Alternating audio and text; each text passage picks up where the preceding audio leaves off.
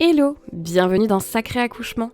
Moi c'est Céline et je suis tellement contente de vous accueillir ici, dans ce podcast où on va avoir des discussions intimes, chaleureuses et parfois un peu renversantes autour de l'accouchement.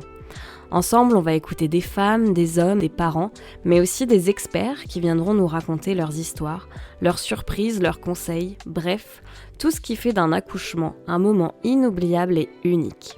Bah oui, je le dis souvent, mais avoir un bébé dans son ventre, puis dans ses bras, c'est quand même assez magique. Entre sacrée histoire d'accouchement et accouchement sacré, il est pas mal mon jeu de mots, hein. Ici, on célèbre toutes les naissances. Les éclatantes, les silencieuses, les planifiées, les imprévues, les douloureuses, les tendres, les un peu chaotiques, bref, la vraie vie. Moi, j'adore recevoir. Alors imaginez que nous sommes dans mon salon, que je vous prépare un thé et qu'on écoute ensemble des invités qui se livrent sincèrement sur un des plus grands moments de leur vie, dont vous aurez la chance d'être l'intime témoin. Je suis convaincue que les femmes sont puissantes, que de donner la vie nous transforme et qu'il est essentiel de faire entendre leur voix, mais aussi celle des papas et celle des coparents. Ces témoignages, je les reçois comme des trésors et je vous les transmets avec tout mon cœur, en espérant qu'ils résonnent en vous, futurs parents, parents déjà bien lancés, ou même pas parents du tout. Bienvenue dans Sacré Accouchement et surtout, très belle écoute. Parce que si donner la vie est une expérience puissante et bouleversante, elle peut aussi venir bousculer énormément de choses, dans le corps, dans le cœur et dans la tête. Pour en parler, j'ai eu la chance de rencontrer Sandy, psychologue qui accompagne les femmes, les bébés et les familles dans cette période si particulière. Dans son approche, elle mène la psychologie à des pratiques plus globales, centrées sur le lien entre le corps, le mental et l'esprit. Pleine conscience, intégration du cycle de la vie. Une approche douce, profondément humaine, qui invite à se reconnecter à soi et à traverser ces étapes avec plus de sérénité et de douceur. Elle offre une vraie safe place aux femmes qu'elle accompagne, et ça fait du bien à entendre. Dans cet épisode, on a parlé de ce qui peut se jouer sur le plan psychique pendant la grossesse, de l'importance de se faire accompagner quand on en ressent le besoin, et aussi de toutes ces petites choses qu'on ne dit pas assez souvent sur le vécu émotionnel autour de la naissance. Belle écoute! Salut Sandy, je suis très contente de t'avoir aujourd'hui afin de mettre en lumière un métier bien particulier qui est lié à l'accouchement et la parentalité, parce que toi tu es psychologue. Donc on va parler de santé mentale pendant cette période et après. Je suis vraiment ravie parce que la santé mentale autour de la grossesse et de la naissance, c'est un sujet qui pour moi est essentiel, mais je pense qu'il est encore trop peu abordé. Toi tu as une approche très douce et complète. Tu mêles la psychologie à des pratiques comme la pleine conscience, la réflexologie de bébé ou encore l'intégration du cycle de la vie. Donc aujourd'hui, on va parler de ton métier, de ton approche, de ce lien entre corps, mental et esprit, et surtout de pourquoi il est si important de pouvoir être accompagné dans ces moments si forts de la vie. Alors, est-ce que tu peux te présenter rapidement, s'il te plaît, nous expliquer ton métier et pourquoi tu l'as choisi? Merci déjà de m'avoir contactée. Avec plaisir. Je suis vraiment ravie d'être là. Alors, me présenter, donc je m'appelle Sandy Tellerzian et donc je suis psychologue depuis 2009 maintenant. Donc j'ai plutôt une approche développementale, donc c'est voilà vraiment l'apprentissage du développement du bébé jusqu'à l'âge adulte. J'ai longtemps travaillé en pédopsie, en service hospitalier, donc à Paris et puis à Caen. Et puis je me suis installée en libéral en 2019. Peu avant le Covid. Donc, Okay. J'étais enceinte de mon deuxième bébé. Je me suis installée au départ à mi-temps. Okay. Et puis, je continuais la pédopsie. Et puis, après, il y a eu le Covid. C'est ce que j'allais dire, ça a dû être particulier de s'installer juste avant. Bah oui, alors en fait, j'étais enceinte de quelques mois, en vrai, de 2-3 mois. Donc, tout s'est fait vraiment en même temps. Puis, j'ai accouché après, pendant le Covid. Puis après, donc, je suis revenue, quand mon fils est né, je suis revenue à l'hôpital en service de pédopsie et puis avec mon mi-temps libéral. Et puis en fait, rapidement, je me suis bien aperçue que j'avais vraiment mon besoin de liberté qui est très très fort de base. Il fallait vraiment qu'il soit rempli à 100%. Donc j'ai choisi de partir à 100% en libéral. Ok. Voilà, donc aujourd'hui, j'exerce uniquement en libéral et j'accompagne essentiellement des femmes. Ok. Par choix. Sur ma carte de visite, c'est femmes, bébés, enfants. Donc j'ai 2-3 hommes, je crois, dans ma patientèle. Mais sinon, c'est exclusivement des femmes que j'accompagne soit sur des soutiens, en soutien psychologique, donc c'est plutôt un soutien temporaire, soit j'ai aussi la casquette vraiment donc aller en psychothérapie, donc ICV, donc intégration des cycles de la vie. Donc là, c'est une thérapie qui est plutôt propre au traitement du psychotrauma. Ok. Dans ces deux cadres-là, en réalité, dans ces deux cas de figure, j'accompagne des femmes dans un contexte de périnatalité. Donc ça va du désir d'enfant à, je dirais, en fait, j'ai même pas envie de réduire ça à la périnatalité parce que j'accompagne même la parentalité avec des enfants qui ont 5, 6, 7 ans et 10 ans, quoi. Et pourquoi j'ai choisi Alors, ça s'est fait un peu, en réalité, si je suis honnête, au début, je crois que c'était un peu un hasard. Et en réalité, absolument pas. Je crois pas au hasard, de façon générale. Je suis allée en psycho un peu comme ça. Alors, j'ai toujours eu j'aime écouter les gens, j'aime conseiller, j'aime aider, ok. Mais de là en faire mon métier, bon. Et puis, en fait, je suis entrée en psycho un peu par hasard. Et puis, ça a été le coup de foudre. Ouais. Vraiment, le coup de foudre. Moi, les cours avant, lycée, collège, voilà, j'étais là, je comprenais pas forcément le sens de ce qu'on faisait. Bon, je travaillais, et vraiment, en arrivant en psycho... Révélation. Ouais, la révélation, quoi. Vraiment, mais parce que j'ai toujours eu à cœur, moi, de comprendre le fonctionnement humain et comment... Et je me rappelle, tu vois, le premier métier que j'ai voulu faire, longtemps, je voulais travailler dans le maquillage. Je voulais dans l'esthétisme, tout ça. Alors... Ça a duré quelques années, j'ai jamais été là-dedans. Mais en fait, maintenant, avec le recul, je sais pourquoi. C'est qu'en fait, j'avais vraiment déjà à cœur de donner une place à la femme. Ouais. Pour moi, il y a vraiment quelque chose d'essentiel là-dedans. Et j'étais gamine, en fait. J'étais au collège. Et je me disais, j'aime bien maquiller, alors que... Ouais, je sais pas pourquoi je me disais ça.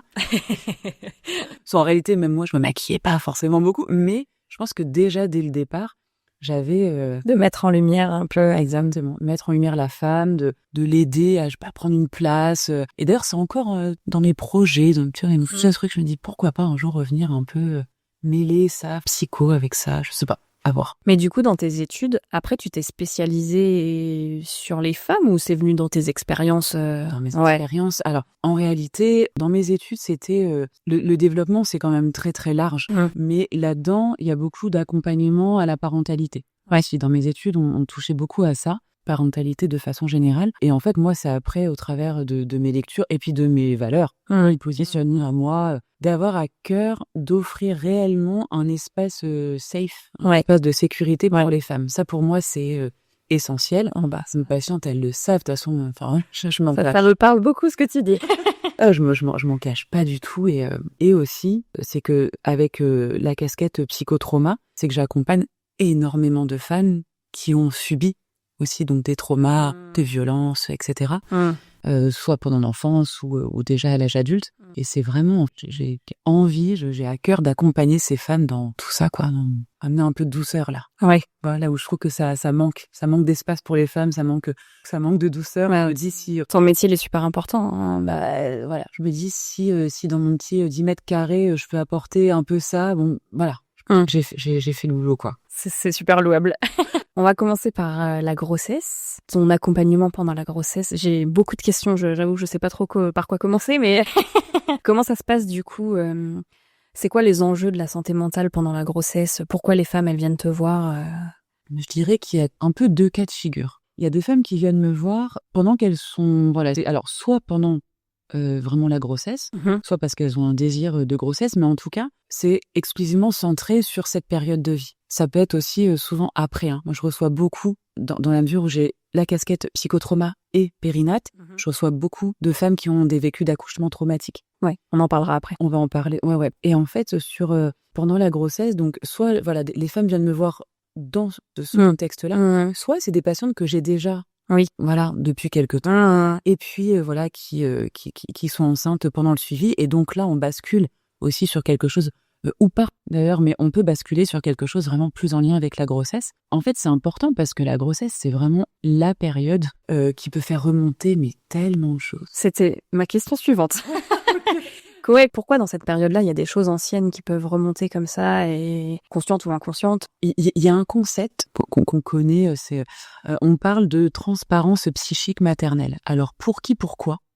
Ça, je peux pas l'expliquer, c'est pas très scientifique. Ou si ça se trouve, ça l'est, mais je sais pas. Mais on dit que effectivement, pendant la grossesse, il y a beaucoup plus d'informations qui remontent à la conscience. Ok. Pourquoi? Et on parle vraiment de transparence psychique. C'est fou. Ouais, et c'est vrai que les femmes qui viennent me voir, par exemple, pendant cette période-là, globalement, je vais avoir des demandes du type j'ai besoin d'être accompagnée au niveau émotionnel ou pas. Justement, parfois c'est très actuel. C'est je ressens ça, j'ai de la peur.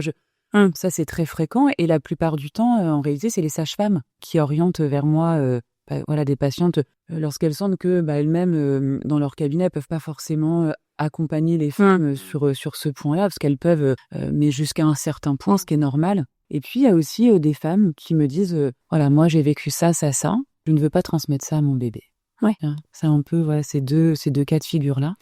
Mais des fois, est-ce que tu as aussi des femmes qui ont l'impression que tout va bien et d'un coup, il y a quelque chose, pendant la grossesse, du coup? Ouais, pendant la grossesse ou après. En réalité, j'ai presque envie de dire, cliniquement, ce que je repère, c'est que c'est souvent après. C'est vraiment quand on devient mère. Ouais. Parce que quand on devient mère, après, t'as les enjeux éducatifs.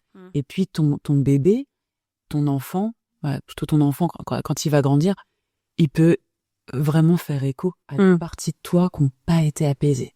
Alors que tu avais l'impression d'aller bien, quoi. Oui. C'est ça qui est fou, quoi. Ouais. Comment tu aides les mamans, du coup, dans cette période-là, pour les aider à mieux vivre leur grossesse et se préparer pour l'accouchement? Alors, déjà, soit c'est vraiment un soutien, et donc ça va être parfois sur 2, 3, 4 séances pour déjà les déposer, voilà, au niveau émotionnel. Et puis, ce que je propose aussi l'hypnose périnatale. Alors, la pleine conscience, en réalité, j'en faisais pas mal avant de me former à l'hypnose périnatale.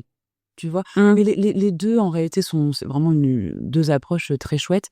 Avec l'hypnose périnatale, on a voilà, quelques séances où on vient... Déjà, la première séance, elle est axée sur le lien. Un lien, tu vois, c'est très simple, c'est le lien entre la maman et son bébé. Ouais. Voilà, qui est à l'intérieur du ventre. Il y a quelque chose qui se crée aussi lors de cette séance-là. Les mamans, elles repartent aussi avec l'enregistrement. Ah ouais, ok. Ouais, ça c'est important. Trop bien. Parce que c'est important pour les mamans, les futures mamans, de pouvoir écouter, de réécouter, réorienter encore. Et puis aussi pour le deuxième parent. Ouais. Tu vois, pour que le deuxième parent puisse aussi être présent voilà, à cet endroit-là, parce que c'est pas que la grossesse de la maman. Et puis voilà, il y a une autre séance qui est plutôt axée sur les peurs, une autre séance qui est plutôt axée sur les ressources, et puis la dernière séance qui est axée sur les douleurs d'accouchement. Voilà, c'est la petite séance pépite. Et donc voilà, je les accompagne de cette façon-là.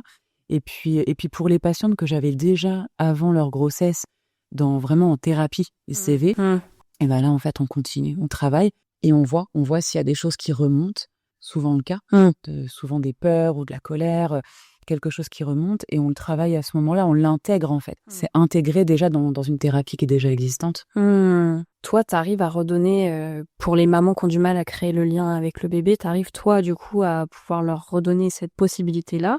Est-ce que tu fais une espèce de préparation mentale à l'accouchement aussi, ou pas une préparation mentale? Alors déjà, pour répondre à ta première question, j'essaye du mieux que je peux. Ouais. Tu vois, moi je me dis toujours, j'ai beau arriver avec mon diplôme et mes outils et tout ça, tout ce que j'ai, si l'inconscient n'est pas prêt à aller travailler quelque chose, moi je n'ai aucun pouvoir. Ouais. Vraiment, l'inconscient sera toujours plus fort.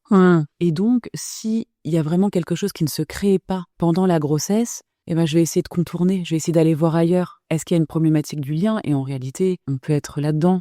Mais je dois dire que c'est assez rare. Ce que je remarque le plus souvent, c'est plutôt quand ce sont des deuxièmes grossesses. Deuxième ou troisième, ou voilà. Parce que la maman, elle est beaucoup centrée sur le premier enfant ou le deuxième. Et donc, c'est plus difficile pour elle d'aller investir, investir cette grossesse. Mais sinon, je trouve qu'avec l'hypnose, ça fonctionne plutôt bien d'aller vraiment recréer, tu vois, par la visualisation, vraiment un lien quoi, de cœur à cœur. La maman et le bébé, c'est assez chouette. C'est beau à voir. Ouais, j'imagine. Ouais. C'est très beau. Qu'est-ce qui, selon toi, peut aider la maman du coup à vivre cette période plus sereinement de la grossesse? De l'écoute. Ouais. Beaucoup d'écoute. Je trouve qu'on n'écoute pas assez les futures mamans. J'entends tellement de femmes qui me disent... je les vois en souffrance. J'en vois en souffrance et elles me disent qu'elles peuvent pas être arrêtées voilà, elles travaillent et elles peuvent pas parce que je sais pas, l'arrêt a été refusé, ou enfin, peu importe. Mais en tout cas, je trouve que ça manque d'écoute. On dit souvent, ça va, la femme enceinte, elle est pas malade. Alors non, de fait, effectivement, la femme enceinte, elle est pas toujours. En tout cas, elle est pas toujours malade. Mais il n'empêche que c'est une grande période de vulnérabilité. Et c'est là où c'est important qu'il y ait des professionnels de santé ou nous en tant que psy, qu'on puisse vraiment être là pour offrir, comme je disais tout à l'heure, cet espace-là d'écoute et de vraiment de bienveillance. On comprend ce qui se joue à ce moment-là pour la femme. Ouais. Par rapport à l'accouchement, cette fois, c'est qu'est-ce qui se joue sur le plan psychologique? Qu'est-ce que ça peut réveiller? L'accouchement, ça peut réveiller pas mal de peur, déjà. Peur de la douleur, ok, mais c'est aussi une peur de perdre le contrôle. Ouais. Ce que je repère souvent, c'est chez les femmes que j'accompagne, et certaines sont, pour pas dire beaucoup, si mes patientes m'écoutent, elles vont sourire parce que c'est quelque chose dont on parle assez fréquemment, mais il y a vraiment besoin de contrôle chez beaucoup de personnes. Et d'ailleurs, c'est une indication quand on est suivi en psychothérapie. Assez souvent, je dois dire qu'on a vraiment un besoin de contrôle parce que le contrôle, il est très très protecteur. Sauf que s'il y a bien quelque chose qu'on ne contrôle pas, c'est bien notre accouchement, en réalité. Et donc ça peut vraiment être très très effrayant. Tu vois, c'est vraiment le système nerveux qui peut vraiment se mettre en tension et dire non, mais moi je veux contrôler. Même ça, je veux contrôler, sauf que de fait, on le contrôle pas. Donc il y a ça qui peut se jouer. Et puis ensuite, donc là, c'est plutôt pour les femmes qui ont subi des violences, notamment des violences sexuelles. L'accouchement peut venir réveiller ces traumas-là. Ouais. Ok. Donc là, alors, on peut pas, évidemment, on n'a pas de baguette magique, donc on peut pas apaiser, sauf si le travail a déjà bien été fait en amont, mais sur une période de grossesse, on peut pas forcément tout apaiser, mais je me dis que on apaise le plus possible pour que la maman, elle se sente le plus possible en confiance et qu'elle traverse ça avec le plus de douceur possible. Voilà, c'est pas complètement, c'est comme elle peut, avec ce que son système tolère. Moi, j'avais une question, c'était parce que je pense qu'il y a souvent un écart entre l'accouchement rêvé et l'accouchement vécu. Toi, du coup, t'interviens à ce niveau-là entre les souhaits et ce qui se passe vraiment et que des fois, ça peut être traumatisant pour la femme. J'interviens alors après. Donc, quand effectivement l'accouchement s'est pas passé comme prévu, il y a des femmes qui le vivent de façon plutôt tranquille. Ok, ça s'est pas passé comme prévu, mais en vrai, c'était plutôt chouette. Voilà, j'ai pas accouché. Par exemple, des mamans, tu vois, j'ai l'exemple de plusieurs mamans, qui aimeraient accoucher de façon physio, donc si possible sans péridurale, etc. Et voilà, elles ont ce projet-là. Et puis de fait, ça se passe pas forcément comme prévu. Et puis c'est ok. En réalité, elles le vivent bien. Et puis il y a aussi des femmes qui vivent très mal les accouchements. Mais alors, là, c'est pas entre guillemets juste quand ça se passe pas comme prévu. Le plus souvent, quand il y a un vécu traumatique, c'est qu'il y a quand même eu quelque chose, soit des violences gynéco et obstétricales, ou bien la maman il y a eu quelque chose de très compliqué pour elle ou pour son bébé à la naissance. Et donc là, à ce moment-là, c'est vraiment le système qui coupe. Tu vois, c'est vraiment comme un disjoncteur, en fait. Le système, il coupe pour se protéger. Et en fait, la maman, c'est ensuite où elle a besoin, en fait, de remettre un peu de sens à ce qui s'est passé. Et donc, c'est là où moi, j'interviens en ICV. Tu vois, où je peux donc accompagner les mamans qui ont un vécu d'accouchement traumatique. On a des protocoles qui sont faits pour ça et qu'on utilise vraiment en one shot. Et donc, même si c'est des patientes que j'ai jamais rencontrées, elles viennent me voir. Et là, en 1-2 séances, vraiment, ça s'apaise durablement. Tu peux expliquer du coup un peu à quoi ça correspond du coup quand tu fais les ICV? Oui. Alors, en fait, ce qu'on fait, c'est qu'on reprend des souvenirs de la maman. On reprend des souvenirs. Donc moi, je me note. J'ai une liste de souvenirs. Et en fait, ce que je vais faire, c'est que, alors, il y a des façons de faire. Tout ça est bien pensé. Moi, je vais sélectionner quelques souvenirs et puis je vais les répéter à la maman dans un cadre sécurisé qui est mon cabinet, en fait. Et en fait, j'observe comment son système tolère ce que je suis en train de lui raconter. Ok. Au départ, quand je lui raconte son accouchement, le plus souvent, ça génère vraiment de grosses tensions au niveau du corps. Et puis moi, je travaille beaucoup avec le corps, donc je repère les tensions corporelles. Et puis, au niveau émotionnel, c'est souvent très compliqué. Et puis en fait, à force de répéter, c'est là où tout ce qui s'est passé vient s'intégrer au corps, vient s'intégrer au reste de l'histoire. D'accord. Et donc, c'est plus dans la mémoire traumatique. Tu vois, en fait, je donne souvent l'exemple, la mémoire traumatique, c'est un petit peu comme si t'as ton ordinateur, et puis là, l'ordinateur, je suis pas très douée en informatique, mais on me comprend. C'est comme t'as ton ordinateur, et puis t'as la mémoire de l'ordinateur. Et puis la mémoire traumatique, c'est comme si tu branchais plein de petites clés USB. C'est pas intégré au reste. Et donc, parfois, tu sais pas trop pourquoi, boum, ça vient, ça pop, un petit peu comme ça. Et en fait, l'idée de l'ICV, c'est qu'on fait en sorte que tout ça vienne s'intégrer au reste, tu vois, au reste du système. Et c'est là où, à ce moment-là, le système nerveux, il peut s'apaiser. Ouais. Et donc, on n'est plus dans quelque chose de défensif. Non. On n'est plus en mode survie. On passe en mode, OK, j'ai vécu ça. Bon, en fait, quand une femme, une patiente, une maman me dit, OK, c'est bon, je sais que c'est terminé. J'ai plus l'impression de la d'y être. Je me dis que c'est bon, on a fait le boulot. Parce que je pense à des mamans que j'ai eues et que je connais qui ont eu, par exemple, des césariennes d'urgence non souhaitées et pour qui ça a été traumatisant, quoi, ce moment-là. Donc, c'est violent. Ouais. C'est violent, surtout quand les actes sont faits en urgence. Alors, il faut, évidemment. Si c'est fait en urgence, il y a une raison. Puis le personnel médical sait ce qu'il fait à ce moment-là. Seulement, la maman, souvent, ne met pas de sens à ce qui est en train de se passer. Et quand le cerveau humain, il a besoin de mettre du sens à ce qui se passe. Et en fait, presque, après, par exemple, une césarienne d'urgence comme ça, ce qui peut soulager, justement, la maman et l'autre parent aussi, parce que là, on parle beaucoup de la maman, mais il y a aussi l'autre parent qui peut être extrêmement traumatisé parce qu'impuissant. Il ou elle observe et voilà. Mais ce qui peut être intéressant, c'est quand ensuite, il y a un membre du personnel médical qui revient en chambre et qui explique ce qui s'est passé. Tu vois, qui dit voilà, on a fait ça parce qu'il y a eu ça, et qui reprend un petit peu le déroulé. Tu vois, qui dit voilà, il y a eu ça, et voilà pourquoi on a fait ça.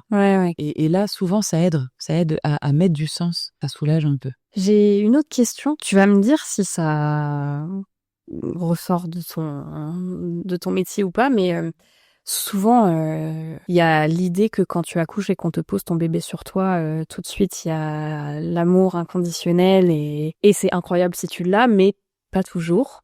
Et des fois, les mamans, elles culpabilisent beaucoup par rapport à ça. Est-ce que toi, du coup, t'interviens sur ça ? Bien sûr. Oui, bien sûr. C'est une croyance qui est assez répandue, qu'il faut qu'on ait le coup de foudre avec son bébé. Comme la même croyance que quand on est enceinte, c'est génial, c'est magnifique, mais tu dois être épanouie. Le nombre de mamans qui me disent, non mais moi j'ai envie de péter un câble quand on me dit ça parce que je vis pas bien ma grossesse. Et oui, bien sûr qu'on intervient à ces moments-là. Et ça rassure juste d'entendre une personne extérieure. Moi, je ne juge jamais, c'est mon métier, mais vraiment, moi-même, je ne juge jamais. Et en fait, parfois, juste de dire, mais c'est pas grave. Ça ne veut pas dire, mais ça ne veut pas dire qu'il y aura pas de lien. C'est juste que vous êtes une personne à part entière. Votre bébé, il débarque. C'est une personne à part entière aussi. C'est comme tout lien. Parfois, ça peut prendre du temps. Voilà, parfois, oui, c'est un coup de foudre et puis il y a quelque chose d'évident. Et puis parfois, non. Et c'est pas grave, ça ne présage pas du lien futur. En tout cas, par contre, je mets un petit bémol à ça. Si on voit que ça traîne, là, ça signifie autre chose. Si, par exemple, au bout de quelques semaines, quelques mois, je vais quand même aller sur quelques semaines, si là, vraiment, ça se fait pas, moi, j'ai quand même tu vois, une petite ampoule là qui s'allume. Ça allait être une de mes prochaines questions, donc voilà. Oui, en fait, on culpabilise beaucoup les mamans, je pense. Enfin, c'est ce qu'on disait un peu avant. Et ça fait partie des gros sujets de culpabilisation où si t'as pas cette espèce de coup de foudre, vraiment, tout de suite, la maman va se sentir mal. Et en plus, à ce moment-là, enfin, au moment où on pose le bébé sur toi, t'es épuisé, quoi. Donc forcément que ça peut paraître normal de pas être tout à fait dans le moment où voilà. Ouais, bien sûr. Et puis comme je disais tout à l'heure, on est tellement vulnérable. C'est un moment, la grossesse, oui, et le postpartum, on est extrêmement vulnérable. Surtout que on est dans un monde où on a tellement d'injonctions. Mais déjà en tant que femme, en tant que maman, encore pire. et donc une bonne maman, elle doit être comme si, elle doit être comme ça, parler comme si, mais pas trop. Elle doit allaiter, mais pas trop longtemps, parce qu'après, c'est un peu bizarre. Et puis, bon, il faut qu'elle repère quand même un petit peu ses kilos de grossesse, parce que c'est quand même un peu étrange, sinon. Et puis, elle doit pleurer, d'accord, mais il faut pas non plus aller complètement. Non, mais au secours. En fait, j'aurais juste envie de dire, mais est-ce qu'on peut pas juste laisser tranquille les mamans, la paix? Mais c'est ça, parce qu'en fait, c'est hyper culpabilisant. Et le problème dans tout ça, c'est que à ce moment-là, la maman, elle se déconnecte d'elle-même. Et elle se déconnecte de son bébé. Et en fait, elle est pas, elle est pas connectée à ses intuitions à ce moment-là. Vraiment, à ce qu'elle ressent, puisque c'est comme si finalement le chef d'orchestre, c'était pas elle, mais c'était la société. C'est tata Jacqueline qui a dit qu'il fallait donner un biberon. Qu'en fait, juste laisser tranquille les mamans, quoi. Ouais. Ouais. Je suis complètement d'accord avec ça. Et du coup, tu m'as un peu fait le lien parfait par rapport au postpartum. Du coup, est-ce que tu peux nous dire ce qui se joue à ce moment-là? Pourquoi c'est intense psychologiquement? Bon, déjà sur un plan hormonal, alors là, ça c'est plus la partie médicale, mais on sait que déjà il y a une énorme chute d'hormones vraiment déjà à l'accouchement, la fatigue. Et puis tu vois, là, je lisais, il y a pas très longtemps, je relisais un article ou un post qui disait à quel point un accouchement, mais ça équivaut à je sais plus combien. Combien de marathons, ouais, j'ai vu. Tu vois. Et en fait, je me disais, c'est tellement ignoré. Tiens, ça fait, oh, bah, la femme, elle a accouché. Bah, ok, tout va bien. Mais non, en fait, elle a créé la vie, quoi. C'est juste un truc de dingue. Et donc, il y a vraiment la fatigue. Et encore une fois, il y a aussi, ce moment où elle est en train de faire connaissance avec son bébé. Tu vois, elle le connaît pas encore complètement. Et on n'a pas de décodeur. Pas de décodeur à bébé. Et donc, ça peut venir aussi contacter ça chez la maman, sentiment d'impuissance, de pas comprendre ce qui se passe, de pas pouvoir mettre de mots. Mais tout ça, c'est tellement lié aussi vraiment à la fatigue. Ouais. Je parle de la fatigue parce que j'en parle à tous les épisodes, j'ai l'impression, parce que vraiment, il y a tellement de choses qui peuvent se jouer à cause de ça, en fait, que... Incroyable. Ouais. Alors, il faut quand même pas oublier, je le dis beaucoup à mes patientes, mais il faut quand même pas oublier que dans certains pays... C'est un outil de torture, ouais. Mais je le dis dans tous les épisodes, je crois. Tu vois, et c'est incroyable. Et parce que vraiment, au niveau cérébral, il se joue des choses. Quand on te prive du sommeil paradoxal, il se passe des choses. Donc ça, mélangé à je prends de nouveaux repères parce que tu passes de 2 à 3 ou de 3 à 4 ou voilà. C'est vraiment une prise de repère dans un moment de vulnérabilité. Mais là, ça te fait un cocktail. Et il y a des femmes qui traversent ça avec beaucoup de douceur. Je remarque que le plus souvent, ce sont les femmes qui sont très bien entourées. D'ailleurs, on dit, je crois que c'est un proverbe. Faut un village pour élever un enfant. Exactement. Et c'est vrai que nous, on est dans une société quand même qui est très individualiste. Et puis, la femme, une fois... C'est super dur parce que tu vois, la femme, une fois qu'elle rentre chez elle, on s'occupe plus vraiment d'elle. On garde le bébé. Là où, pendant, peut-être pas les 9 mois de la grossesse, parce qu'on va dire 6 mois de la grossesse, quand le ventre, il commence un peu à se voir, tout le monde est centré sur la maman. Ouais. On fait attention et puis on laisse la place à la maman. Voilà, on fait attention, on prend soin d'elle, etc. Elle est suivie au niveau médical, etc. Et puis, une fois qu'elle rentre chez elle, bam, tout est focus sur le bébé. Et donc, parfois, c'est j'existe encore, je suis pas invisible, j'existe. Donc tout ça, c'est vraiment, encore une fois, sans parler de tout ce que ça peut venir réveiller de sa propre histoire à cette maman. Comment c'est pour savoir si justement cette fatigue, ces peurs, c'est normal et que ça va passer ou que là, on en est à un stade où on a besoin d'aide, quoi? Alors, c'est, je dirais, en termes de fréquence et intensité. Une maman qui va, par exemple, pleurer... sur les premiers jours, ok. J'avoue que moi, même ça, je porte quand même une attention. Mais j'interviens pas forcément parce que c'est important aussi de laisser de la place aux émotions d'arriver puis de repartir même. Mais quand ça commence à s'installer, quand il y a des pleurs qui sont récurrents, quand il y a des idées noires, ça aussi, ça c'est vraiment une priorité évidemment. Et puis quand c'est souvent, quand la maman elle se sent déconnectée d'elle-même. Et puis, encore une fois, quand ça traîne, c'est vraiment en termes de fréquence, d'intensité, quoi. C'est les deux. Est-ce que tu peux expliquer un peu la différence entre le baby blues et la dépression postpartum? Enfin, comment on se fait pour se dire que c'est juste un baby blues ou qu'on passe dans la catégorie... Encore une fois, là, c'est la durée. C'est ça, c'est en intensité et en durée. Et puis, on a des échelles qui viennent évaluer la dépression du postpartum. Le baby blues, c'est pas censé durer des semaines, Tout, le baby blues, c'est surtout lié en réalité. Alors, encore une fois, c'est comme toute sorte d'hypothèse, mais plutôt lié à la chute d'hormones et puis cette fatigue là des premiers jours qui est très intense. Mais vraiment, la dépression du postpartum, là, on est dans autre chose. On est vraiment dans une maladie. Le baby blues, c'est pas une maladie. Et dans la dépression, on a vraiment des critères diagnostiques qui doivent être respectés pour qu'on puisse parler ou non de dépression du postpartum, sachant que moi, en tant que psy, je ne suis pas médecin et donc je ne peux pas poser de diagnostic. D'accord. Je n'ai pas le droit. Ok. Parce que sinon, c'est un exercice illégal de la médecine. Donc, je peux, moi, par contre, j'ai des échelles. Et puis, je peux dire effectivement, au vu de cette échelle-là, il se trouve que vous êtes, voilà, oui, dans une dépression du postpartum. Donc là, je vous invite à aller voir votre médecin qui lui, donc, pourra établir réellement le diagnostic et puis ensuite agir avec un traitement si besoin.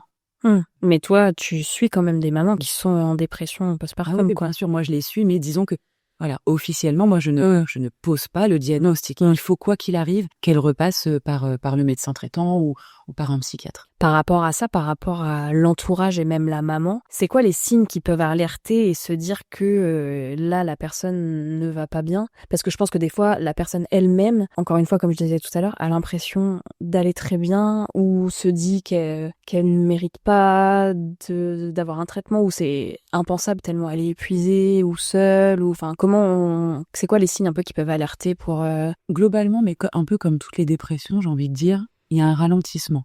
Un vrai ralentissement de la pensée. Tu vois, il y a un désintérêt. Il peut y avoir un désintérêt pour son bébé, un désintérêt de s'occuper de son bébé à ce moment-là. Beaucoup de pleurs, beaucoup d'idées en boucle qui reviennent. Et puis beaucoup de dévalorisation. Ouais, je suis nulle, je suis une mauvaise maman, je vais pas y arriver. De toute façon, mon bébé, si j'étais pas là, ce serait bien mieux. Non, ce serait bien mieux pour lui, pour elle. Tu vois, c'est tout ça. Ça me donne des frissons ce que tu dis là, parce que le prochain épisode, c'est une personne qui a fait une dépression postpartum et elle a dit des choses que tu viens de dire, donc c'est fou. On t'en parlait un peu tout à l'heure, mais c'est quoi un peu ton regard sur tout ce qui est les tabous autour de la souffrance maternelle un peu? Et je pense que c'est ce que tu voulais évoquer tout à l'heure, mais notamment un truc qui pour moi est très très tabou, c'est le rejet maternel. Enfin, comment ça se passe? Comment on accompagne les mamans dans ce moment-là? Parce que c'est quelque chose qui existe. Enfin, j'ai l'impression, en tout cas par rapport au rejet maternel, que des fois dans les idées de la société, on a l'impression que c'est un peu fait exprès, quoi. Que la maman, elle le fait, que c'est une mauvaise mère, quoi. Du coup, en gros, comment t'accompagnes les mamans, du coup, dans ces moments-là, toi? Tu parles du rejet ou tu parles du regret maternel? Il y a les deux, ouais. Parce que tu vois, dans le regret, c'est vraiment, je regrette d'être mère. Et ça existe et ça, c'est hyper tabou. C'est, je regrette d'être mère. C'est, le plus souvent, c'est, j'aime mon enfant. Et il n'y a pas de sujet. C'est pas une question. J'aime mon enfant, mais je regrette toutes les responsabilités. Ouais. Toutes les responsabilités qui sont liées au rôle de maman, ça, je ne peux pas. Et si c'était à refaire, malgré tout l'amour que j'ai pour mon enfant, je ne suis pas sûre que je pourrais le refaire. Parce que c'est trop de charge. Sur le reste, non, mais je pense qu'en fait, on est encore dans des injonctions, tu vois, faites aux femmes, la femme idéale, la femme parfaite, et puis ça doit être quoi, une femme parfaite et une maman parfaite? Dans l'inconscient collectif, la maman, elle doit aimer son bébé tout de suite. Sinon, maintenant, ça bouge. Très honnêtement, je trouve que ça bouge. On prend de plus en plus conscience quand même de ça. Je trouve qu'on accompagne aussi la naissance différemment, tu vois, même sur les projets de naissance. Avant, on en parlait il y a beaucoup. J'ai l'impression que maintenant, c'est presque automatisé. Je demande aussi à la future maman comment elle souhaite accoucher. Et puis bon, là, en plus, ça bouge aussi tout ce qui est congé parental, etc. Donc bon, on n'est pas encore complètement au point, clairement. Mais je sens que ça bouge. Je pense qu'il y a peut-être que mon optimisme qui a envie de croire que ça bouge et qu'on prend vraiment en compte que on prend la maman en considération en fait. Et puis sa santé mentale, parce qu'en réalité c'est une grosse erreur de calcul de pas prendre soin de la santé mentale de la maman, parce que quand tu prends soin d'une maman, tu prends soin d'un bébé. Et sauf que le bébé d'aujourd'hui, c'est l'adulte de demain. C'est encore tabou, mais je reste un peu sur ça. Je trouve que on a encore beaucoup d'injonctions. Je reste sur ce mot-là, j'en ai pas d'autres. Non, mais c'est le bon mot. On a une représentation de ce que la maman, la maman parfaite, elle doit être. Et donc, à ce moment-là, la maman, comme on disait tout à l'heure, elle est pas connectée vraiment à son ressenti, elle est connectée aux attentes de la société. Est-ce que tu as aussi des mamans qui viennent te voir parce que elles sont seules, elles se sentent seules, et aussi liées un peu t'as des mamans et des parents plus globalement qui ont du mal à supporter les pleurs de bébé, et du coup ça peut créer aussi des choses. Toi, elles viennent te voir à ce moment-là, comment tu les accompagnes du coup Là, ça c'est une bonne question, et c'est pas toujours évident, parce qu'en réalité, souvent c'est la maman qui vient me voir, sauf qu'on parle d'une problématique de couple. C'est ce que j'allais dire, c'est dans la famille, quoi. C'est ça. Et ça, c'est quelque chose que je répète souvent à mes patientes. Parfois, je leur parle et bon, je vous vois mes patientes, mais je leur dis vous, mais en leur parlant, je leur dis, je m'adresse à vous et à monsieur ou madame qui est absent. Et parce qu'en fait, je leur redis à mes patientes que si je m'adresse uniquement à elles, alors ok, elles sont toutes seules, sont seules dans mon bureau, mais si je m'adresse uniquement à elles, ça veut dire que elles seules sont responsables. Ouais. Tu vois, donc en fait, non. Non, c'est quelque chose vraiment qui concerne la famille, quelque chose qui concerne le couple. Et effectivement, oui, des mamans qui se sentent seules, il y en a énormément. Un petit peu ce qu'on disait tout à l'heure. Ouais. Donc, qui se sentent seules au sein du couple, il y en a beaucoup, beaucoup, beaucoup, beaucoup trop à mon goût. Et puis aussi qui se sentent pas entendus de façon générale, à leur retour au travail ou qui se sentent pas forcément écoutés. Mais effectivement, je trouve que des mamans qui se sentent seules au sein de l'espace du couple, il y en a beaucoup. Bah, ça me permet de sauter sur une autre question. Est-ce que tu as aussi, toi, t'interviens un peu sur un aspect de charge mentale que les mamans, elles peuvent ressentir, évidemment. Comment ça se passe? Je crois que là, tu touches à la question, une question qui est assez difficile à travailler, justement pour ce que je te disais tout de suite, c'est que l'autre parent n'est pas présent en consulte, sauf que ça concerne l'autre parent. Et toi, tu reçois jamais les deux, du coup? Je peux, soit je peux, mais en fait, souvent, c'est quand même l'espace de la maman. Ouais, c'est ça, donc elles sont déjà là. Alors, c'est déjà arrivé plusieurs fois que le conjoint, la conjointe soit présent en consultation, mais voilà, juste une fois, comme ça. Et tu vois, ça arrivait quelques fois où donc le conjoint était présent. Et en fait, c'est comme si ça offrait à la maman un espace avec un tiers que moi je représente à ce moment-là, parce que moi je suis pas dans le jugement, je prends pas parti en réalité. Enfin, je prends pas parti. Est-ce que vraiment je suis pas sûre que ce soit totalement vrai sur la question de la charge mentale. Je suis obligée en tout cas voilà, je peux pas être complètement neutre, mais en tout cas voilà, dans mon discours, je suis le plus neutre possible. Et l'idée c'est vraiment que plus souvent le papa entende à quel point en fait là sa femme elle est à bout. Parce que parfois, il l'entend pas, ou souvent, il l'entend pas. Et donc, voilà, souvent, les papas qui viennent, c'est parce que leur femme leur a dit « Viens, on va voir Sandy tous les deux, là. » Et en fait, c'est juste le fait que voilà, y ait quelqu'un à l'extérieur qui dise « Bah là, effectivement, votre femme, elle va pas bien. » C'est important juste de le voir. Et donc là, il y a quelque chose qui peut s'opérer à ce moment-là. Et puis sinon, sur la question plus globale de la charge mentale, c'est hyper complexe parce que il y a des choses qu'on peut mettre en place, oui, mais... c'est du concret, c'est du factuel. Il faut aussi que l'autre parent il soit partie prenante de ça. Enfin, franchement, je trouve que c'est. Je suis pas sûre qu'il y ait une réponse unique. Une autre injonction. Non, mais c'est ça. C'est une question qui est très complexe.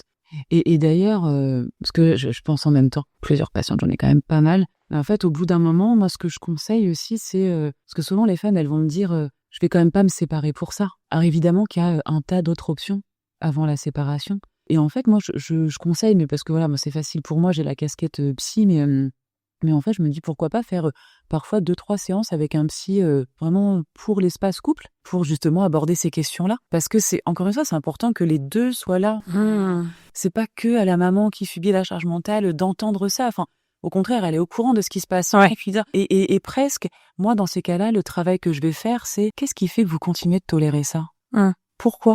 Vous voyez, c'est quel endroit de vous continue de tolérer ça ? Alors, ça, c'est pas des questions faciles, évidemment. Là, je le dis comme ça, mais c'est un travail qui se fait, voilà, ça prend du temps. Mais je trouve que, ouais, même ça aussi, ça peut dire des choses de la femme, son positionnement, de ses attentes, de comment elle exprime aussi un désir. Ça peut dire plein de choses. Il y a pas de réponse unique à ça.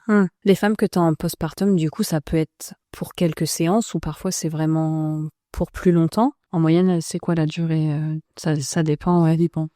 Ça dépend parce que, comme je te disais tout à l'heure, il y a des femmes sur des accouchements, voilà, avec un vécu traumatique que je vais voir 2 fois. Et puis l'accouchement, il a pu se passer il y a 3 mois comme il a pu se passer il y a 1 an. J'ai 3-4 patientes qui viennent me voir pour des accouchements, voilà, qui ont eu lieu l'année dernière. Elles se sont dit ça va se passer, ça va passer, ça va s'apaiser. Puis en fait non, ça s'apaise pas puisque quand elles en parlent encore, voilà, on sent que les émotions elles sont toujours très très présentes. Donc ouais, je sais pas, j'ai envie de dire ça peut pousser jusqu'à 1 an quand même. Ouais. Est-ce que tu as aussi des patientes qui viennent te voir liées à un accouchement particulier, on va dire, par exemple des prématurés, des bébés qui doivent se faire opérer dès la naissance, des choses comme ça? Bien sûr. Ouais. Là, en fait, c'est vraiment un travail, encore une fois, d'écoute. Vraiment, j'accueille. Mmh. J'accueille tout ce qu'elles ont à déposer. Parce que souvent, c'est des mamans qui arrivent avec... elles ont un sac rempli de pierres. Hein. J'aime bien donner cette image-là. C'est comme si t'arrivais avec un gros sac à dos rempli de pierres, et puis t'arrives et juste, tu peux déposer un peu, tu repars avec un peu plus de légèreté, puis tu enlèves des pierres à chaque fois que tu viens en séance. Mais oui, bien sûr, ça fait partie des vécus qui sont pas forcément traumatiques, mais effectivement, qui sont difficiles, mais parce que là, ça touche aussi toujours à la notion de l'accouchement idéal, l'enfant idéal. Ça fait remonter aussi toutes ces choses-là, donc on accueille. Et si par contre je vois que il y a quand même besoin d'aller creuser, dans ces cas-là, là, je propose autre chose. Mais dans un premier temps, déjà, un soutien émotionnel, c'est la base. Tu parlais du coup du coparent. Donc toi, tu disais que tu étais spécialisée dans les mamans, mais j'imagine que tu dois savoir, est-ce que les coparents, les papas, les mamans, eux aussi peuvent vivre des bouleversements émotionnels? Eux aussi peuvent avoir des chocs post-accouchement? Bien sûr. Ah oui, évidemment.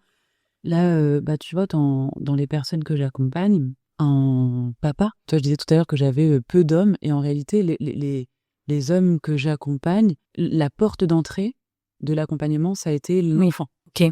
Tu vois, ça a été la porte d'entrée. Après, voilà, c'est plus forcément ça aujourd'hui, mais en tout cas, la porte d'entrée, ça a été ça. Et oui, il y avait notamment un papa qui... au moment de la naissance de son bébé, a vu son bébé se faire réanimer. Et là, ça a été très, très violent. Et donc après, pendant quelques mois, 1 an, il y avait vraiment de vraies manifestations d'un traumatisme.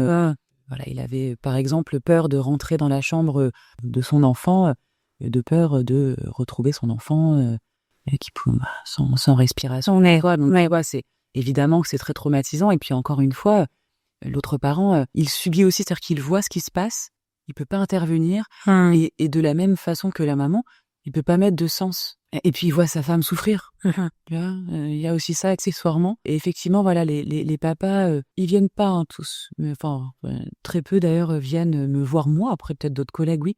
Mais en tout cas, c'est aussi des retours que j'ai moi des mamans. Tu vois, les mamans elles me disent voilà, mon conjoint, ma conjointe a très très mal vécu l'accouchement, et souvent je dis mais est-ce qu'il serait ok pour se faire accompagner, et puis assez souvent la réponse est non, non, alors que voilà, il a mal vécu l'accouchement. Comment on fait du coup pour convaincre ces personnes ou faire réaliser à ces personnes qu'ils ont besoin d'aide? On peut pas, en fait, en tout cas moi c'est pas mon rôle, c'est-à-dire que je peux pas, éventuellement si la femme a envie de dire à son conjoint, à sa conjointe, écoute là, maintenant, il faut aller consulter, c'est plus possible, tu sens bien que c'est compliqué pour toi.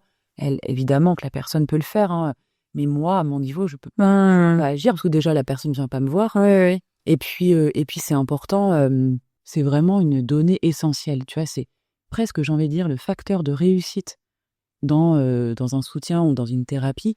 C'est pas tant l'outil que tu vas utiliser, c'est ce qu'on appelle l'alliance thérapeutique.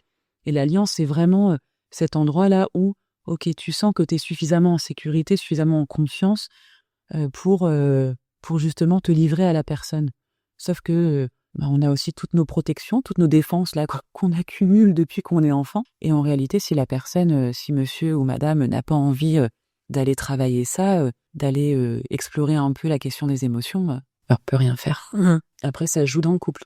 Oui, c'est du coup par rapport justement au couple, alors je pense que c'est beaucoup de papas, mais aussi des mamans qui sont coparents, qui peuvent se sentir un peu en dehors et qui ont du mal à trouver leur place. Je pense notamment, tu parlais tout à l'heure d'allaitement. Est-ce que toi, t'interviens sur ça d'un côté sur des allaitements qui peuvent peut-être mal se passer pour la maman, et d'un autre côté sur le coparent qui a peut-être du mal à trouver sa place au sein du noyau maman-bébé, on va dire? Ouais. Oui, bien sûr. Alors, je peux intervenir, surtout que j'ai une formation spécifique à l'allaitement. Et donc, ça permet de donner des petites astuces.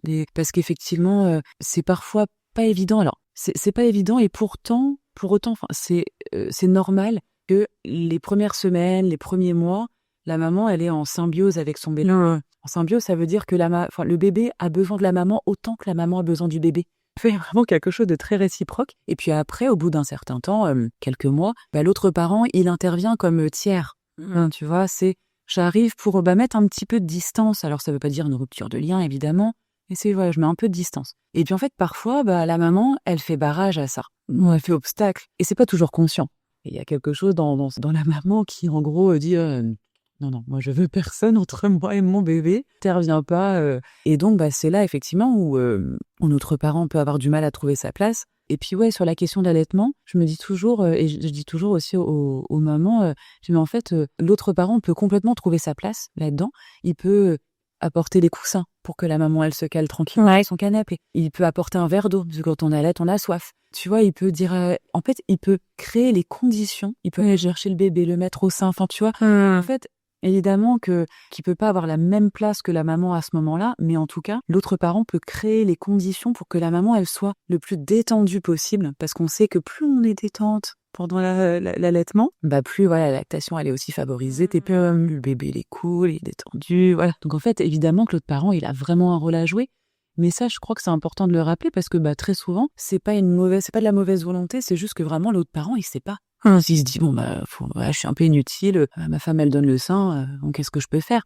En vrai, il y a plein de choses à faire. Faites des massages à vos femmes, je sais pas, il y a un tas de trucs à faire. Est-ce qu'il y aurait une séance ou une patiente qui t'aurait particulièrement marqué et que tu voudrais un peu nous raconter quelque chose qui t'aurait marqué, quoi? Oui. Alors, en réalité, elles me marquent toutes. Parce que je trouve qu'à chaque fois, il y a quelque chose d'hyper touchant. Enfin, mais il y en a, une que j'ai vue il y a quelques années. Donc, c'était pour un accouchement. C'était pour un deuxième bébé. L'accouchement avait été extrêmement traumatisant pour cette maman. Donc, elle est venue me voir. Son bébé avait quelques mois, je dirais 2-3 mois. Et en fait, c'était une petite fille qui avait besoin d'être toujours emmaillotée, très contenue.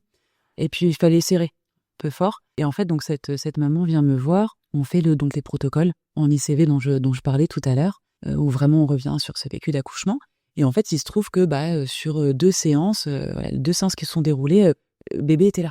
Et en fait, moi, je suis convaincue que les bébés entendent.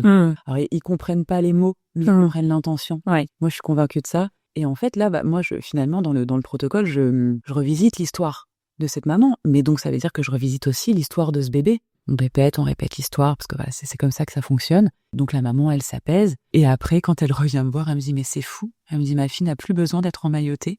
C'est faux depuis la séance. Ouais, c'est génial. Est-ce que c'est vraiment que petite puce, elle a compris des choses de son histoire. Enfin, je sais pas, le fait qu'on l'ait raconté, il y a quelque chose qui s'est apaisé, je ne sais pas. Même d'avoir senti que sa maman s'était apaisée ou... je pense qu'il y a beaucoup de ça. C'est la maman s'apaise et donc, fait miroir, le bébé s'apaise aussi. C'est vrai que cette maman, c'était assez chouette. C'était beau à voir, bébé qui a plus forcément besoin d'être vraiment contenu parce que, en tout cas contenu physiquement à ce point, parce qu'il y avait peut-être une contenance psychique qui était un peu plus présente et donc il y avait moins besoin d'aller mettre du tissu. Donc ça m'a marqué. Après non mais il y en a tellement, je pourrais pas parler de toutes, mais c'est ces femmes. J'ai des patientes qui pensaient qu'elles n'y arriveraient, mais pas du tout. La grossesse avec beaucoup d'angoisse sur le postpartum, vraiment sur l'après. Et puis, la révélation. Et puis, à l'inverse, il y a aussi des femmes, comme on disait tout à l'heure, qui sont très, très sereines pendant la grossesse. Et puis après, il y a quelque chose qui s'effondre. Et donc, tu suis aussi des enfants. Est-ce que tu as des suivis d'enfants qui, du coup, ont des traumatismes qui sont liés à l'accouchement ou c'est trop compliqué à... Alors, cette question, il y a pas de réponse en oui ou non, je dirais, parce que en réalité... Alors, quand on reçoit un enfant, on fait donc ce qu'on appelle l'anamnèse. Donc, l'anamnèse, c'est le recueil d'informations de l'histoire de l'enfant. Donc, forcément, on reprend l'histoire de la grossesse de la maman, l'histoire de l'accouchement, des premiers mois de vie, etc. Et donc, peu importe l'âge de l'enfant, il arrive qu'effectivement, si je sens qu'il s'est quand même passé quelque chose au moment de la grossesse, ou au moment de la naissance, ou sur les premiers mois, il y a eu quelque chose qui peut-être être à l'origine d'un comportement particulier chez l'enfant. Bah oui, on peut le travailler. En fait, c'est pareil, on reprend un petit peu l'histoire avec l'enfant. Parfois, comme on dit, l'enfant, il va peut-être pas forcément toujours tout comprendre, mais juste de remettre du lien, de remettre du sens. Donc oui, ça se fait. Mais je dirais que la plupart des enfants que je reçois, ouais, c'est pour d'autres problématiques. Ouais. Mais ouais, c'est pour d'autres problématiques. Alors, il y a beaucoup de consultations liées au sommeil. Là, c'est vrai qu'il peut y avoir un lien effectivement avec moi, avec les tout premiers mois de vie. Mais après, ouais, c'est pour d'autres choses, ouais. Est-ce qu'il y aurait un conseil ou plusieurs que tu voudrais donner aux futurs parents? Pourquoi c'est important de venir te voir si on a besoin? Juste, écoutez-vous. Vraiment, c'est la clé. En réalité, la clé, ce sera toujours de s'écouter. On n'a pas besoin d'être malade pour aller voir un psy. On n'est pas du tout dans ces sujets-là. C'est dès qu'on en ressent le besoin. Dès qu'on sent que il y a une émotion qu'on a du mal à traverser. Dès lors où on sent que on est un peu à côté de son corps dans le quotidien, tu vois. Et j'ai même envie de dire, mais même avant ça, tout simplement, quand on a envie, en fait. Tu vois, tout bêtement, quand juste on a envie d'aller parler de ce moment qui est quand même, encore une fois, comme on disait au début, c'est un moment qui est quand même très particulier. Et plein de chamboulements, il y a plein de choses qui se jouent à ce moment-là, et juste parfois d'aller mettre un peu d'ordre là-dedans, et de sentir que on le fait, mais dans un espace sécurisé. Ça, je trouve que c'est la clé. Donc dès qu'on a envie, dès qu'on en ressent le besoin, et que c'est pas grave en fait, et que c'est correct d'aller voir une psy. Est-ce que tu penses, alors là du coup c'est plus santé mentale générale, toi tu trouves qu'il y a de l'amélioration sur ça, ou il y a encore des clichés justement de personnes qui se disent que il faut être un peu fou pour consulter, quoi, mais ça s'améliore ou... Ah bah, ça s'améliore parce qu'il y a une question de génération aussi là-dedans, que on est plutôt sur la génération, tu vois, de nos parents, de nos grands-parents, qui comprennent pas trop les psys. Les psys, c'est un peu pour les fous. Les psys, attends, pourquoi tu vas aller voir un psy? Et puis, tu sais, souvent, j'entends, j'ai des mamans qui me disent que on va leur renvoyer, mais attends, tu devrais aller bien, enfin, t'es en bonne santé, ton bébé il va bien, t'es en vie, tout s'est bien passé. Oui, d'accord.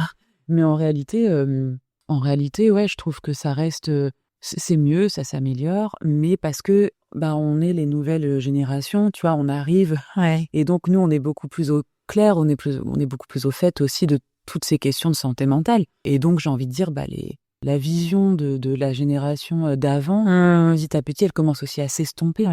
Mais on en rigole souvent un peu jaune avec une amie à moi, parce que on se dit un peu qu'on est un peu la génération qui brise un peu les traumas, et en plus nous on est toutes les deux des aînés, donc le trauma un peu des aînés dans les fratries et tout, et oui, j'ai espoir de se dire que ça va aller mieux de génération en génération, mais je pense qu'on est un peu la génération charnière qui commence vraiment à prendre ça en compte, de se dire que, comme tu disais tout à l'heure, c'est super important que la santé physique aille bien, mais si la santé mentale va pas bien à côté, ça sert à rien en fait. Mais oui, parce que la santé mentale, ça c'est mon point de vue en tant que psy évidemment, mais la santé mentale, on parle de système nerveux. Quand on parle de santé mentale, en réalité, moi dans mon approche en tout cas, je parle de la santé du système nerveux. Je parle d'un système nerveux qui est régulé. Tu vois, qui, voilà, t'es là, tu vis ce qui est en train de se passer. Sauf que quand vraiment tu vas mal, tu délivres un tas d'hormones de stress. Alors, je parle de l'hormone de stress, je parle du cortisol, ce que tout le monde connaît, on en parle un peu partout maintenant. Sauf que ton corps, quand il est blindé de cortisol, ça te crée plein d'inflammations. Enfin, tu vois, c'est... Et donc, en fait, c'est très, très lié, le corps et l'esprit sont indissociables. Et c'est pour ça que j'adore la thérapie ICD, parce qu'on vient lier les deux, thérapie psychocorporelle, donc on vient vraiment... on relie les deux, souvent quand, justement, les gens sont un peu dissociés, là. Le travail, c'est de venir rassembler. Je pense qu'il y a encore un peu de boulot. Oui. Je pense qu'il y a encore un petit... Je suis d'accord. Il y a un peu de boulot, parce que nous, on est la génération, comme tu disais, la génération charnière où nous, on a été élevés... Oui. Parce que tu vois, genre... Oui. On a été élevés avec une... Je vais faire une généralité, évidemment, tout le monde ne va pas se reconnaître là-dedans, mais avec un peu une négation de nos émotions. Une négation de ce qu'on peut ressentir, de ce qu'on peut traverser. C'est bon, allez, c'est bon, arrête de pleurer, ça ira mieux demain, c'est bon, avance. Et sauf que nous, aujourd'hui, avec tous les moyens de tout ce qu'on a à notre connaissance, les réseaux, etc., maintenant, c'est plus que, entre guillemets, le milieu médical ou psy qui a accès à l'information, c'est tout le monde. C'est-à-dire que maintenant, tu n'as plus besoin de faire partie de tout ce de milieu du développement, on va dire, de l'enfant, pour savoir que frapper un enfant, lui hurler dessus, ça lui fait pas du bien. Sauf que nous, on a été élevés avec ça. Oui. Tu vois? Donc Oui. en fait, c'est tout un tas de schémas à déconstruire. Ouais, complètement. Tout un tas de schémas à déconstruire. Donc, on veut donner à notre enfant ce qu'on nous a pas appris. Franchement, C'est super dur. c'est hyper. C'est vraiment très, très dur. Ouais. C'est complètement normal qu'il y ait des parents qui soient déboussolés, quoi, parce que Bien sûr. c'est super dur, ouais. Bien sûr. Surtout que là-dedans, t'as toujours un aîné, tu vois, Oui. t'as tonton, quelqu'un qui va en gros te montrer que t'éduques mal tes enfants. Mais en fait, c'est même pas une question de mal éduquer ton enfant, c'est juste que tu l'éduques avec ce qu'on sait aujourd'hui. Oui. Et ce qu'on sait aujourd'hui, c'est pas ce qu'on savait il y a Exactement. 30 ans. Exactement. Et donc, c'est complètement différent et on ne peut plus éduquer un enfant aujourd'hui comme on éduquait un enfant il y a 30 ans. C'est une illusion. Et puis, les enfants sont tellement différents maintenant. Les enfants, ils veulent comprendre. Hein. Maintenant, c'est plus comme avant où on avançait avec le parent. Le parent, c'était, il disait quelque chose. On écoutait parce que c'était comme ça. Là, maintenant, les enfants, ils sont plus là-dedans. Hein. Donc, nous, on se retrouve avec, on essaie d'accompagner nos enfants comme on peut. C'est presque comme si, par exemple, sur la gestion des émotions, c'est presque comme si on le découvrait en même temps que nos enfants, quoi. C'est complètement, c'est fou. Et c'est pour ça que tout à l'heure, je te disais, c'est comme si, qu'en réalité, c'est souvent quand il y a des enjeux déplicatifs que finalement, il y a quelque chose, tu vois, qui se joue pour le parent, parce que c'est vraiment à ces endroits-là qu'il y a quelque chose qui n'a pas été résolu dans l'histoire. Et donc, la question de l'accueil des émotions, quand ton ou tes parents n'ont pas su te rejoindre à l'endroit de tes émotions, c'est compliqué, toi, d'aller faire le travail. Et donc, souvent, c'est des personnes qui entament un travail sur elles-mêmes à ce moment-là, justement pour ne pas reproduire ce qu'elles-mêmes ont reçu. Quand on a envie. Oui, tout le monde n'a pas l'envie de le faire, mais quand on a envie, c'est souvent à ce moment-là qu'on entame un travail. Du coup, comme tu m'as dit que tu n'avais pas écouté les épisodes, il y a 2 petites questions surprises à la fin. Ok. Voilà. Donc, la première question, est-ce que tu aurais un outil, un livre, un podcast, une émission, quelque chose que tu recommandes et qui t'a marqué pour vivre cette période-là en termes de santé mentale, du coup? Alors, j'aime beaucoup le podcast La Matrescence. Ouais, j'adore moi aussi. Alors, j'aime beaucoup. Alors, je vais dire pourquoi. Pourquoi j'aime. Je trouve que ça a un petit peu évolué sur les épisodes. Je trouve qu'au départ, c'était très centré sur la parentalité bienveillante, positive, etc. C'est super. Sauf que je trouve que c'est un courant qui peut être extrêmement culpabilisant pour beaucoup de mamans. Et je trouve que c'est important de rester évidemment bienveillant avec son enfant. Encore une fois, c'est pas la question. Mais je trouve que c'est important d'entendre aussi d'autres choses. Et j'ai l'impression que dans le podcast, il y a quelque chose qui a évolué aussi à cet endroit-là. Elle a pu revenir aussi sur ses propres expériences. Et parfois, quand j'écoute, elle peut dire « Ah non, mais là, moi, j'ai crié sur mon enfant, j'ai fait ci, j'ai fait ça. » Et je me dis « Mais enfin, on libère la parole à cet endroit-là. » Donc, j'aime beaucoup pour ça. Et après, j'aime beaucoup... Alors, j'ai plus du tout le nom des autrices, je suis désolée. C'est un livre sur le mois d'or. Ouais, j'adore. Vraiment... Ça, je trouve que c'est un livre à mettre entre les mains des futures mamans, mais surtout de l'entourage. Parce qu'en réalité, dans plein de cultures, le premier mois après la naissance d'un bébé, la maman, elle reste allongée.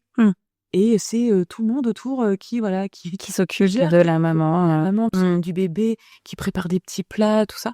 Et j'aimerais tellement qu'un jour on arrive,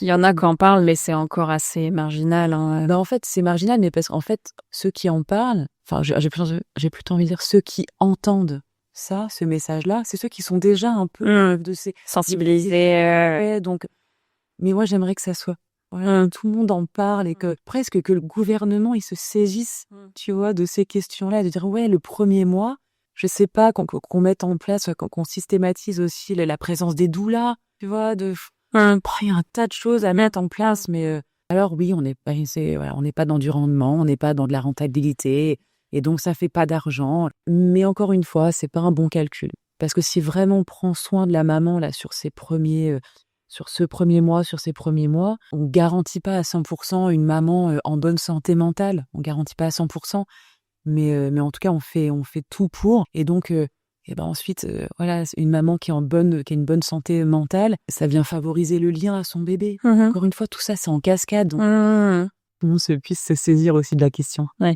Ouais. Est-ce qu'il y a une phrase que tu dis souvent à celle que tu accompagnes, ou une phrase qu'on t'a dite à toi et que t'as gardée C'est une phrase qui est très bateau que moi je dis.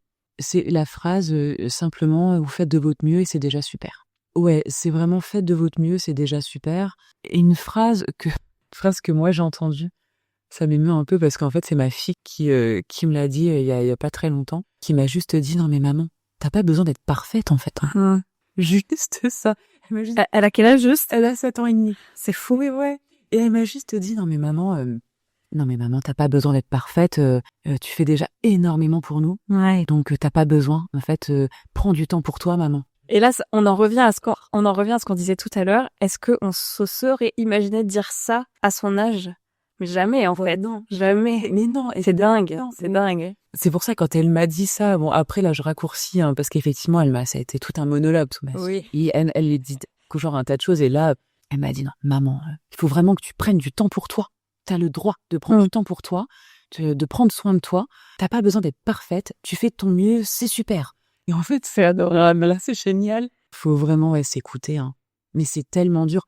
C'est la phrase que je dis le plus, et en même temps, c'est ce qui est le plus dur à faire. Ouais. Et c'est là où je trouve que j'espère en tout cas jouer un rôle auprès des femmes que j'accompagne, c'est justement de les aider à se connecter à cette partie d'elles qui se dit mais oui, je fais de mon mieux et c'est déjà super.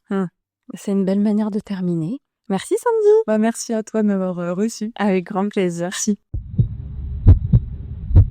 Un immense merci à toi Sandy d'avoir partagé ce moment avec nous. Merci d'offrir ce cocon de bienveillance aux femmes, aux mamans. Et surtout, merci de la façon dont tu les remets au centre de leur histoire, avec autant de chaleur, de douceur et d'écoute. Ton accompagnement psychologique est précieux, parfois même essentiel, pour traverser cette période si intense qu'est la grossesse, l'accouchement et le postpartum. On imagine à quel point cela doit être réconfortant, apaisant et parfois même transformateur de t'avoir à ses côtés. Merci encore pour ce partage lumineux et pour tout ce que tu fais chaque jour pour les femmes. C'est la fin de ce sacré moment, merci.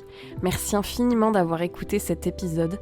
S'il vous a plu, je vous invite à me laisser 5 étoiles sur votre plateforme de podcast préférée et aussi un petit commentaire. Je serai trop contente de prolonger la discussion avec vous et de savoir que ce podcast vous plaît. N'hésitez pas à nous rejoindre sur Instagram, @sacréaccouchement, et à partager cet épisode autour de vous pour faire grandir cette douce communauté. Je vous dis à bientôt sur Sacré Accouchement.